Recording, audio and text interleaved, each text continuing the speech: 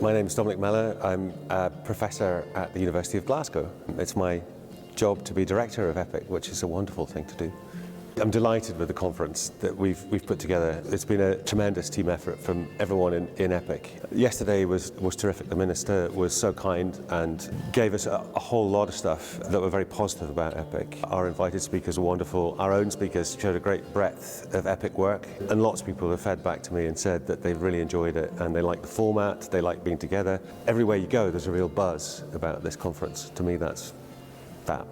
It's been a great inspiration for me to be at this EPIC conference. I think that the organization and possibility of scientists meeting people from governmental institutions is a very important arrangement.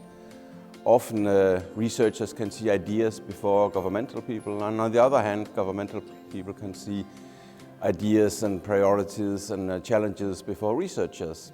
And these two groups of people have different kind of network. So a very open and direct dialogue between the two group of people I see very important. We're not scientists, we're just policymakers. We need stuff that's directly applicable that we can use, and EPIC is really good at that. That's one of the really strong points about EPIC, is that they're very customer focused and they really try and give us information that we can actually use, not just stuff that's interesting background. I think this has been extremely stimulating. I think one of the richest elements here was really the integration between science and policy, the representation of all the different parties together, and also the lack of fear of talking between the different parties. Everybody I saw was putting the effort in order to understand and then overcome this initial barrier. So I think that was what amazed me.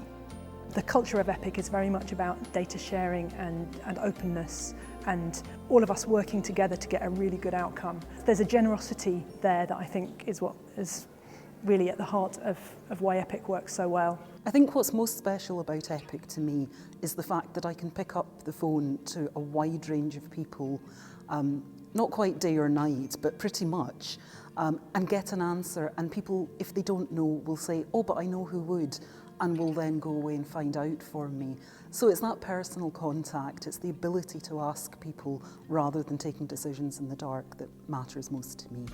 The direct impact of the stuff that EPIC do for us is to improve policy making. It allows our policies to be evidence-based, and it allows us real-time access to very clever scientists who are able to influence response as we go along in short time. Which means things are so much better for everybody, for us as government, but for farmers and for the population.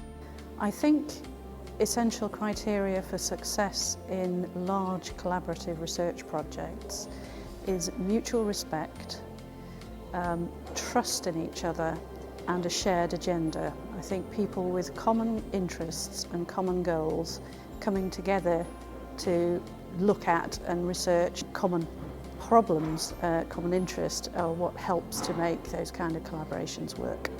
The key for EPIC's future are the relationships that it has formed both with the university and institute research communities and with the policy teams and local response teams who need to act on the outputs from EPIC's research.